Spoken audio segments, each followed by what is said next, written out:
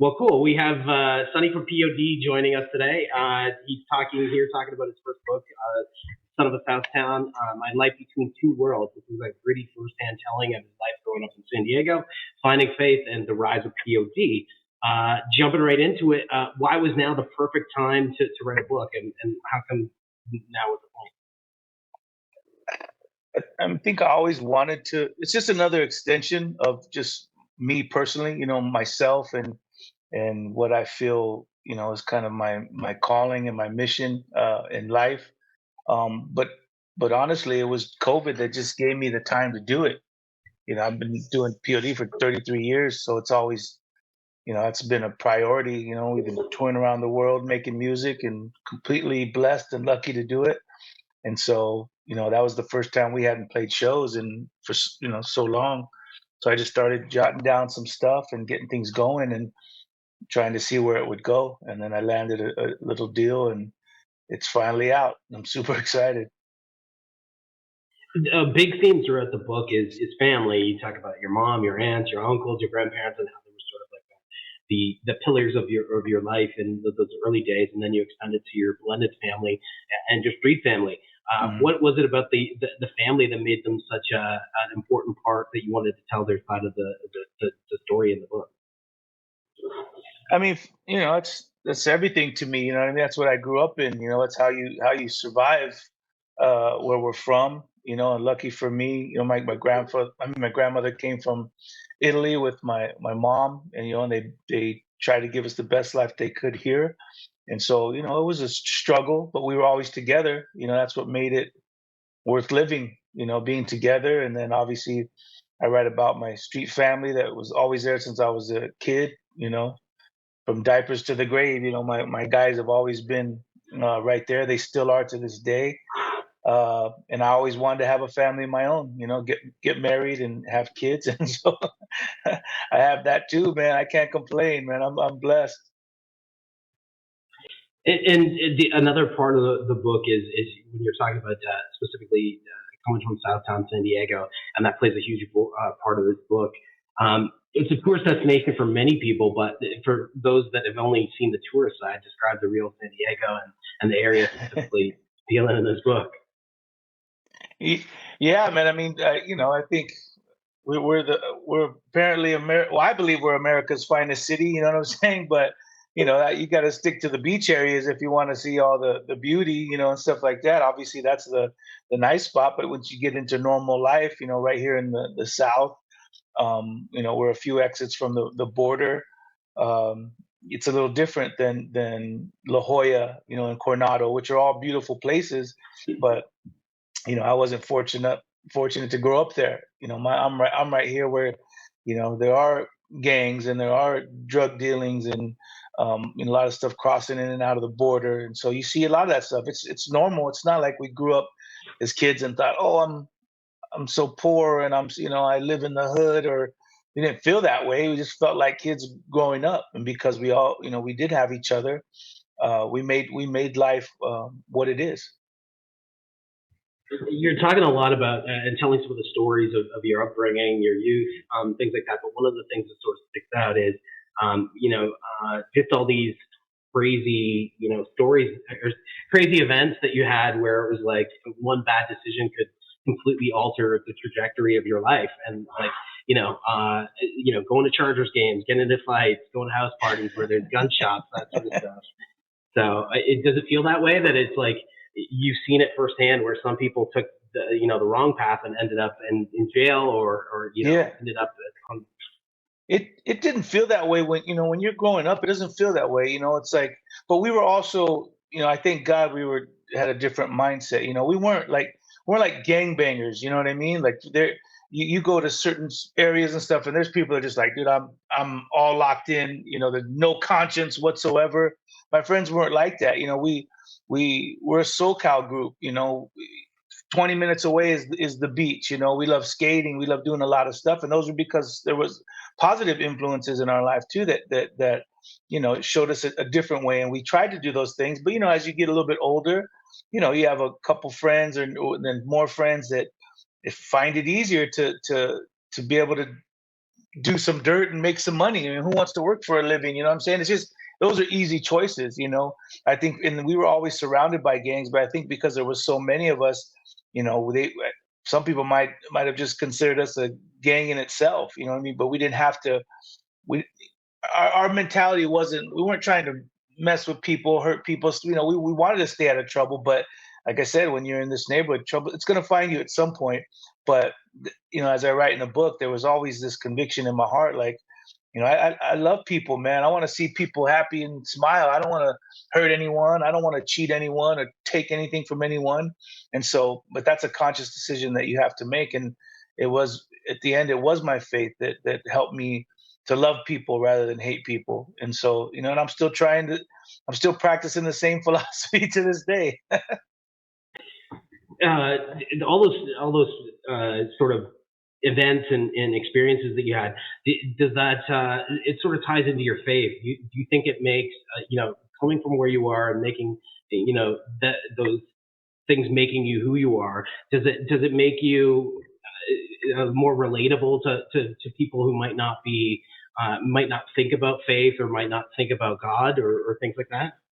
I mean, I hope so. You know what I'm saying? That's why it's my story and my story alone, and that's why I do want to connect with people. You know, I do want people to realize that it doesn't matter where you come from, and not only if you can come from, you know, from a bad neighborhood or you know mistakes or even tragedy, but to even make it into the rock and roll world and become a quote unquote rock star, and still yet I could sit here after all these years of experience and say, man, I still wouldn't trade my faith for anything. There's nothing in this world that can replace, you know, the love that I have for God or that peace of mind that I have inside my heart, mind, and soul. There's nothing, you know, and I guess that's kind of the story because, you know, how many of us dream of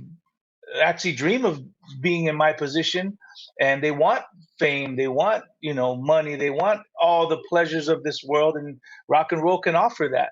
But here I am 33 years later and saying, man, from what I've seen, it's empty. You know, sure it looks good, Hmm. but you know how many people in our industry, you know, my friends included, you know, are the top of their game in the rock and roll industry or the music industry, have all the fortune and fame that you can want, can do whatever they want, nobody tells them no, and yet they find themselves so empty that you know they end up taking their own lives because they don't have that peace. And so, you know, that breaks my heart. And that is the industry that I'm in. And so I'm sitting here just speaking for myself, saying, man, you know, God alone is the one who can love you out of that. He's the God, his love alone will, you know, it'll help you with your anxiety, your depression, your suicidal thoughts, you know, everything you're going through. He's not a genie in a bottle, but he walks with us. And for me, it's just when I found faith, you know, I wanted the world to see a different Jesus because I see the world, I see the Jesus that the world sees. And unfortunately, due to, you know, the institution of church and Christianity and the hypocrisy and all the everywhere else you want to throw for decades, you know, I understand that, but I'm here saying that's not the Jesus that I know. He was a rebel, you know, he was the first punk rocker to me. You know, he went against the system, you know, he was for the people, he was about the people, and unfortunately that's not the Jesus that the world sees. Is that the ultimate goal with this autobiography? Is hoping that you can connect with that one person and maybe give them be a guiding light for them? Yeah, man. I mean, that's what's there's nothing brings me more joy than that. I feel the same way in music. You know, I've always said, hey, if one person is listening, man, then it's all worth it. You know, it's the same way I see, you know, when we play in front of a small crowd to 100,000 people. I know there's somebody listening. You know what I mean? It's not what I say. It's not like I go on stage with a scripted speech. You know what I mean? It's like, man, I'm just enjoying what we do for a living, and that's playing music with my boys, and we're having fun up there. But the music, I know that it touches people. It's the only reason why I've been doing it 33 years. I would have quit a long time ago. You know what I'm saying? There's no more fame to be had, or there's no more money in this industry. It's like, you know, and I'm a blue collar musician. I'm hustling. You know what I'm saying? But I could probably go work here in the neighborhood and make more money than I do as a rock star. You know what I'm saying? It has nothing to do with that, but it's because of the impact that music has. And when I'm on tour, or I'm getting DMs and emails, and people are saying, "Man, your music has changed my life." You know what I mean? I was gonna kill myself, and Alive came on the radio, or man, I quit drugs after 30 years of addiction, and because of this one song that it spoke to me. And the stories are endless, bro. And so what do you do with that? It's like, oh man, our music is really doing something that I always hoped it would. And so I continue to try to keep doing it as long as I possibly can. You mentioned your love for hardcore bands like Suicidal Tendencies and punk rock bands like Bad Brains, and how you felt connected to the fact that they look like you, and look like people, from your Yeah. hood, playing heavy music. What was it about those records that grabbed a hold of you and rooted themselves in your sort of musical DNA? I mean, I grew up in a young family, so obviously, they were a rock and roll family. I knew my love AC/DC, love Led Zeppelin, Sabbath, all that stuff. You know what I mean? But when I got into my preteens and whatnot, and you start searching for music, that grabs you, it was always reggae music, and hip hop was new on the scene, and it was conscious, and it was against the system, and it was all these things, and I love that. It's because to me, I thought punk rock was not Sex Pistols, from the UK, and I'm like, what do I have nothing. How do I don't relate to white guys in England. To me, that was white music. And then you discover, you're like, wait a minute, you see Suicidal Tendencies, a bunch of Mexicans and a brother, and you're like, oh, they're playing white music. You see four black guys from DC, from Bad Brains, and you're like, they're playing white music. Maybe they know something I don't. And then you start digging around, you're like, wait a minute, there's a whole new world of punk and hardcore, and this isn't white music, this is street music. And I love street music. That's what I thought hip hop and reggae was, and all of a sudden I realized, no, punk and hardcore, that's street music. And so you start digging in the crates, and you're like, man, it's a whole new world to be discovered. Can we talk about the reggae track that's at the end of the audiobook? Because I don't think anybody's talking about this. Is this the first official solo single from you? It is. I mean, during COVID, I mean, it's kind of the same process. During COVID, I've always wanted to do some solo stuff and never had the time. So during COVID, you know, I started hitting up guys online overseas, and they put out their rhythms, you know what I mean, their beats and stuff online, and I would check it out, and I'd be like, "Yo, this is sick," and I'd hit them up. I say, "Hey, man, we're all sitting at home. It's like, how about you send me some tracks, bro, and I'll just put some vocals on it." And people were stoked, and it was all like just up and coming guys, no big names, just kids that making music online. And I would buy the beats off them, and then it got a little microphone and stuff here, and I would do things. So I have a whole album I'm sitting on, but I had to put a P.O.D record out first, and I did the same thing with um, Gil, Miggs, and Raj. They had one of the instrumentals. I say, yo, those are the homies. I say, hey man, throw me a track, I want to put some vocals on that. And then when they heard it, they were like, yo, this is sick, and they actually released it as a single. So there's a song called Broken Hearts Club, and it's Gil, Miggs, and Raj featuring me. And we just put it out there because it was COVID for fun. But now that the POD record's out, this was a bonus if you get the audio version of the book.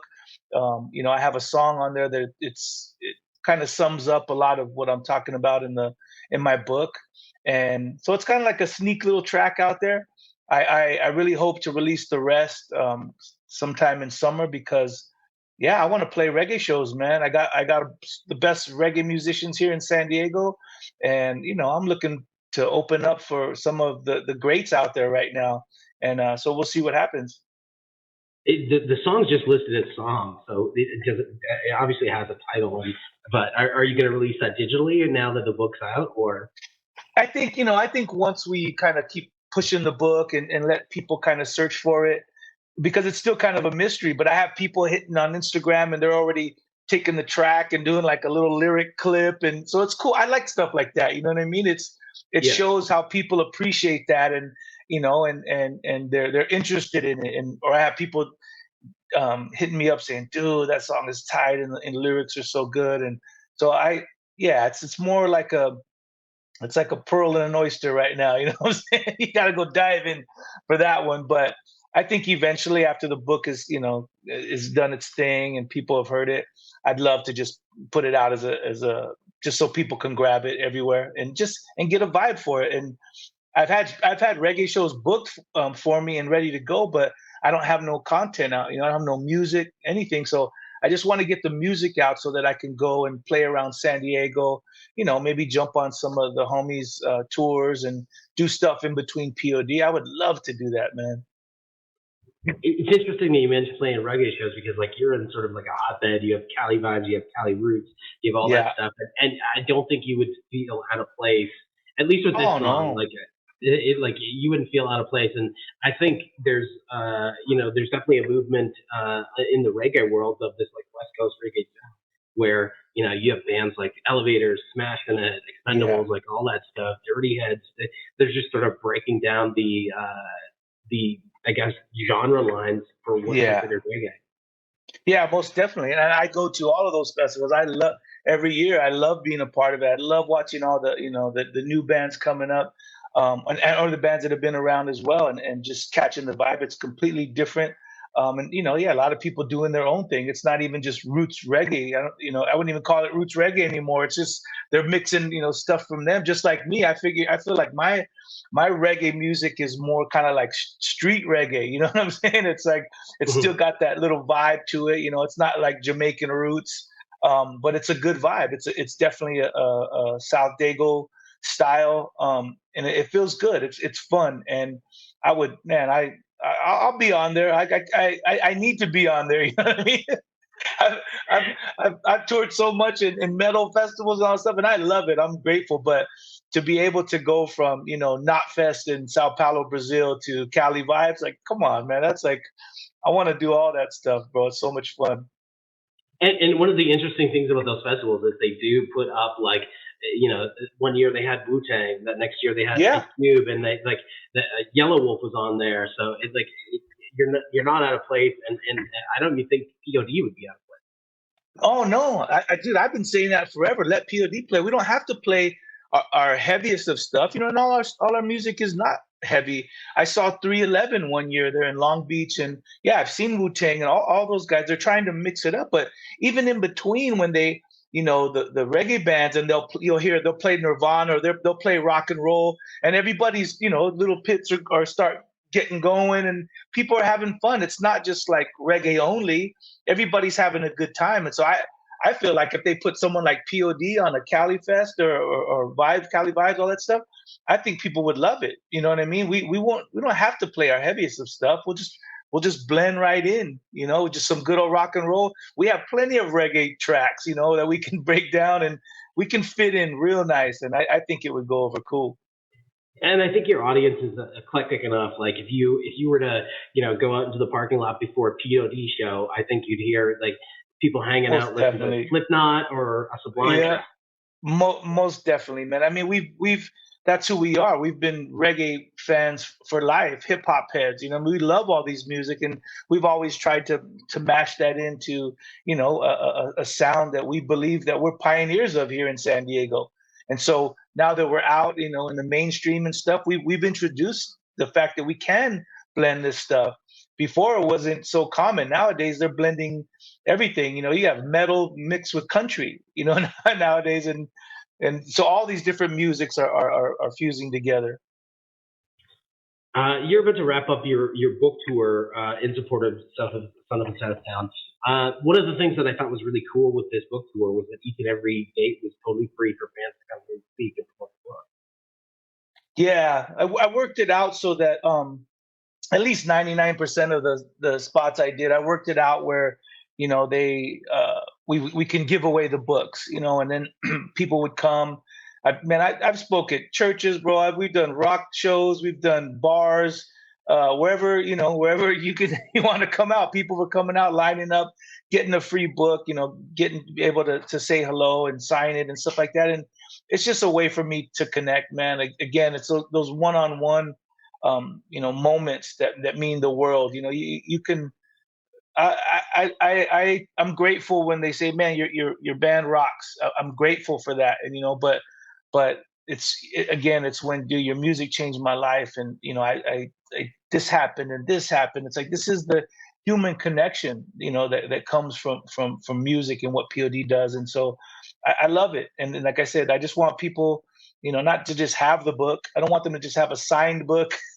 I want them to read it. I want them to listen to the audio if that's their thing.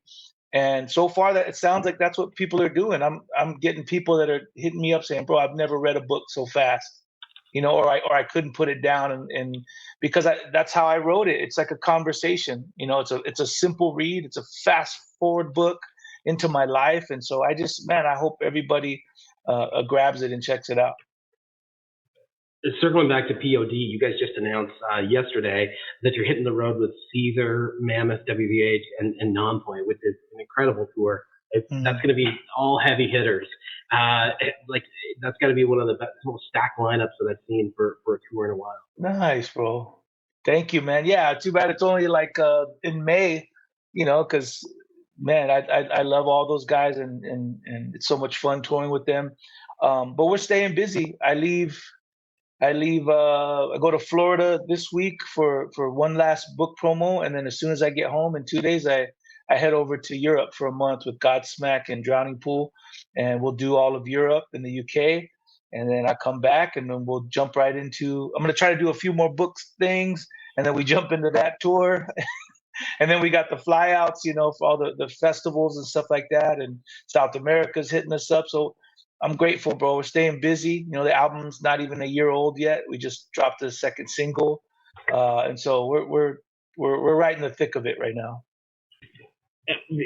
Veritas is only 10 months old, just shy of a year. It's coming up on a year. Do you think that it's got the reaction and the reception that you attended with it, or are you still just plugging away?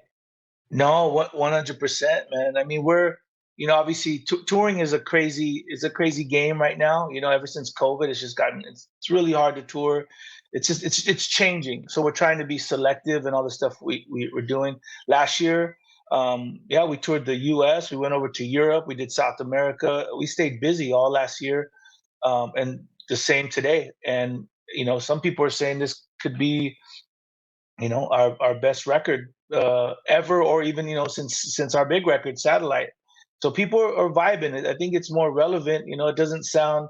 We try to mix all our records up. It's not like if you put all P.O.D records back to back, it's not going to sound like one continuous record, like a lot of music out there.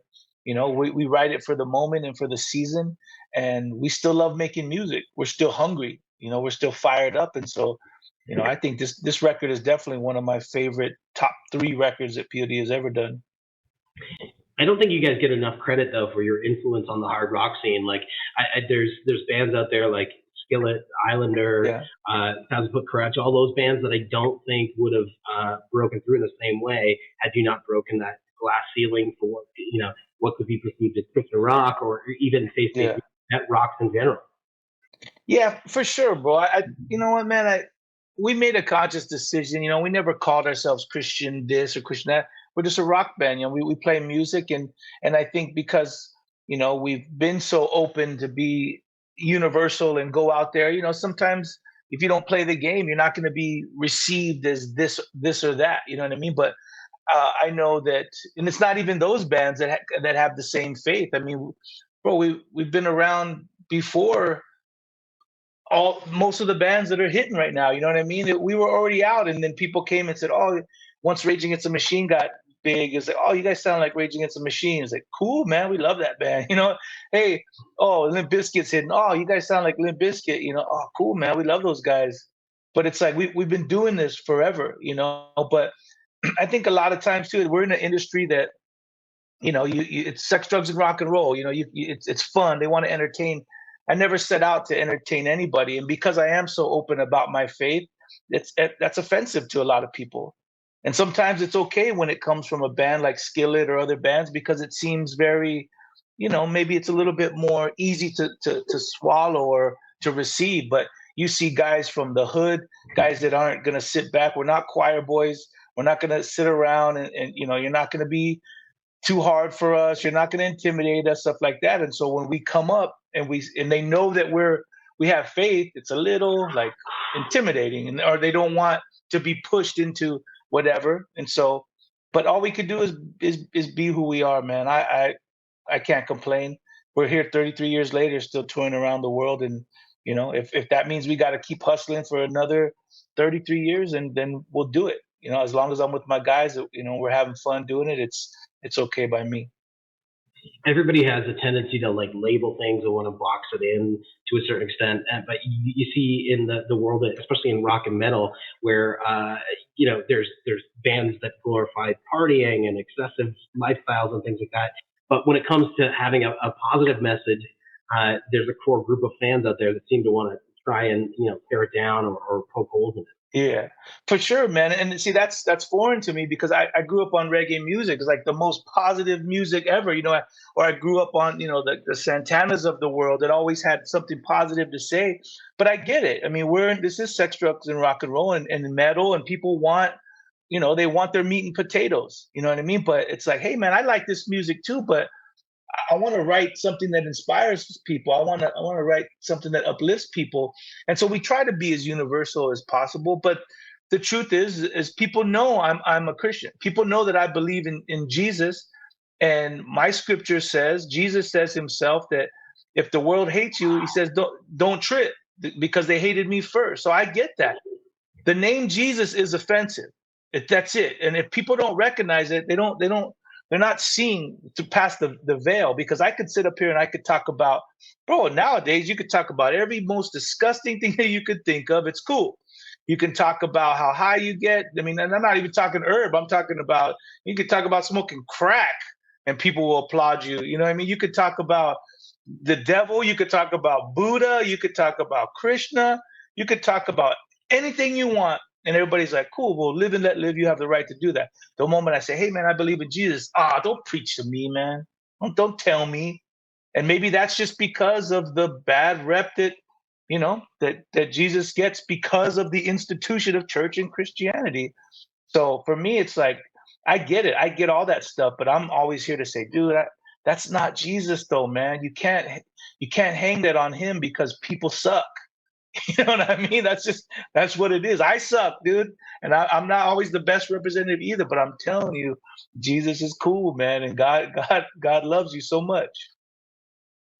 Bringing things back around full circle to family again for a second. Your son Justice now has his own band called Blossom. What can you tell us about his band? That's awesome, man. Yeah, he's just still a teenager. All the kids are in there are teenagers, but they're so talented, man, and they're turning me on to this whole like shoegaze scene and stuff like that. And they played the Roxy right before Christmas. They're shooting back and forth to L.A. and Orange County playing shows. They're playing around San Diego all the time, and they're really good, and they're having fun doing it.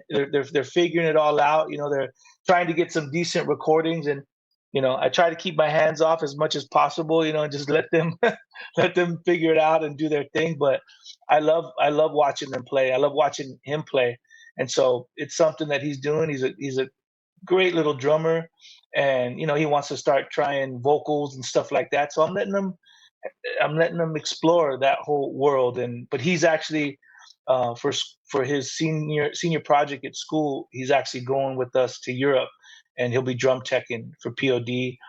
He drum teched for us last year in the U.S.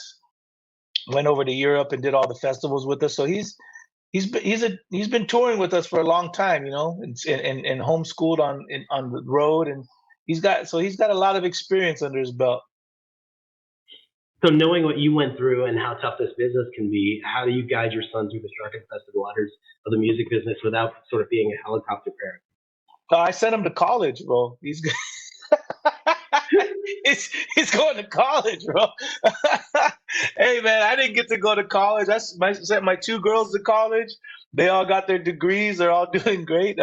And so as much as he wants to do music, and I was like, son, just enjoy the experience, man, and get a degree, figure it out, and then you can do music. You might even find your band in college. You know what I mean? Like, I just want you to live your life and have those those experiences that I never did. I want you to be educated.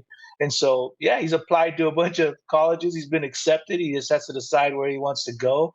But in the meantime, he's playing. And if he decides to stay here in San Diego to go to school because his band's here, then that's what he chooses. You know, he can still gig around town as he's going to San Diego State, but he'll figure it out.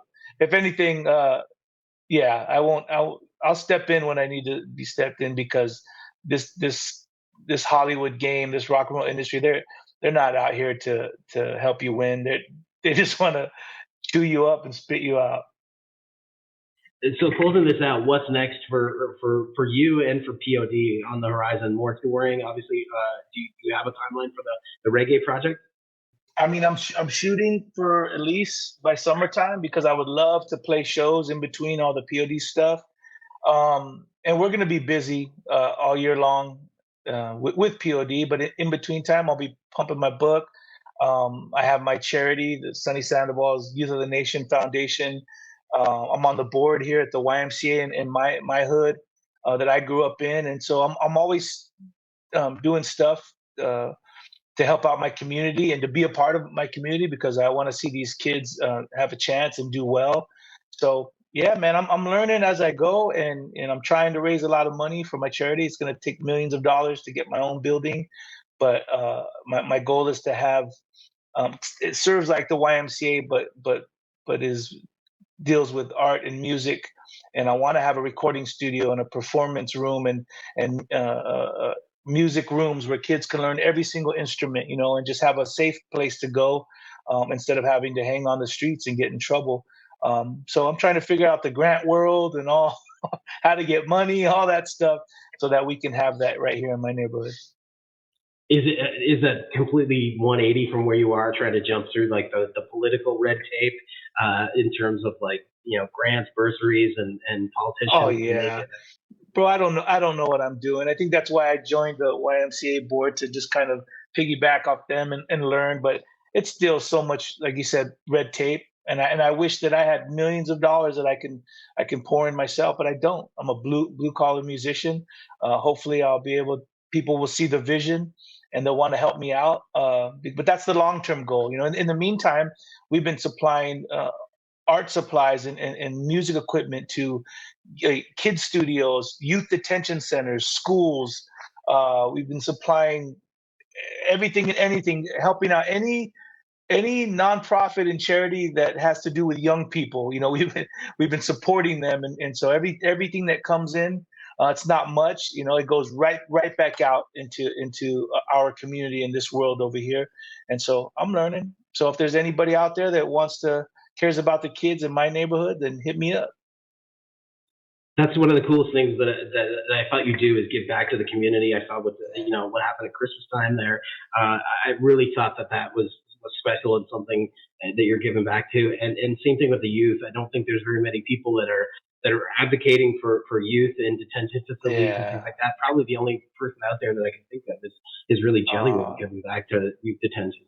Oh, bro, it's so good. Yeah, we do events right here in San Diego with the kids, but for all the kids in the juvenile detention center that that earn good points or good that merit and time. They do good so that we go out there and we bring people in to hang out with them. We'll have music and games and play football with them. We have food. We have all this stuff for these kids, and I've even helped build a couple studios in the detention center there, so the kids have something to do to just find a skill, just something, so that they do have hope when they come out. And for us, it's like these kids aren't lost, man. They just need a chance. They need a chance, and they need to know that people will give them that chance and that they'll support them even when they get out. So, not everybody's lost, man. Yeah, and I think that if you're giving them the tools and the outlet, like the same way that you found music, I found music, that gives them an outlet to express their thoughts, feelings, and gives them a creative outlet that hopefully it's a positive. Oh, 100%, man. It's helping. And we even had all of our tattoo homies bring, like the fake skin and the machines to come in because there's so many like these little street artists that are locked up And it's like, bro, you don't have to go back to the streets. You don't have to go back and get in trouble. Like, you know how much money tattoo artists make these days? It's Right. like they make more money than drug dealers. You know what I mean? It's like, bro, so we're showing them, hey, all my guys are teaching them skills. Hey, man, this is how you do it. This is how you blend, and it's like, you're an artist. When you get out, you can make money. You know what I mean? You don't have to live that way. And so it's just, again, just saying, hey, man, we believe in you guys. And just showing them that there is an alternate path that they could take. Yes. So Yeah, and the streets give you limited options, bro, and sometimes you have to just, yeah, you just have to you have to give them all that they can get so that they can make it out. well, thank you so much for joining us today. I really Yeah, do hope that everybody checks out the book. It's a great read. There's a lot of cool stories in there. If you're a P.O.D fan, if you just want to, rock and roll memoir, it sort of checks all the boxes. that's awesome, bro. Thank you so much, man. Hey, thank you.